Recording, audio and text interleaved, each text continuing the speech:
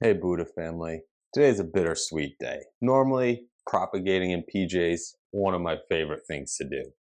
Unfortunately, all of the flowers on your red tiger beeline come on the new growth. And there you can see the buds on the very tips of the new growth.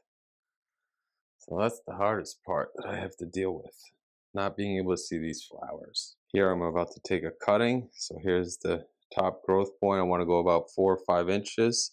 And then I'm going to cut right above the leaf joint. You can see right there. Now that way a new shoot will sprout out right there and I won't have any dead stem. So here's what your cutting should look like.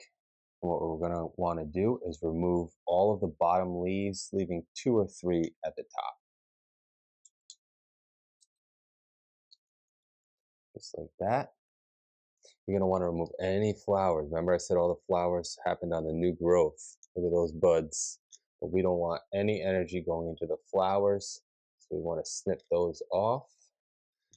And the last thing we're going to want to do is add a leaf joint, which is wherever there was a leaf, we're going to want to make a 45-degree angle cut, just like that. I'm going to take some rooting hormone. I like the Clonex gel. Sticks really well, but you can use any rooting hormone.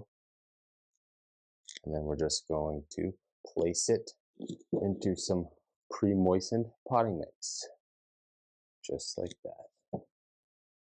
And the next step is to mist the leaves. We need to mist them because even though the potting mix is wet, there's no roots on these cuttings, so there's no way for them to absorb the water.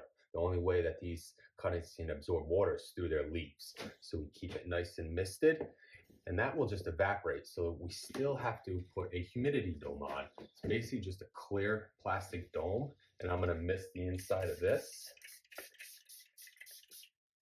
And then I'll put this right on top, and that's going to stop the water from evaporating and create a nice humid environment. Next, place your cuttings in indirect sunlight, and we'll check this once or twice a day to see if it needs any misting. And after about 2 to 3 weeks in this humid environment, the cuttings should have some roots and they'll be ready to transplant into their new containers.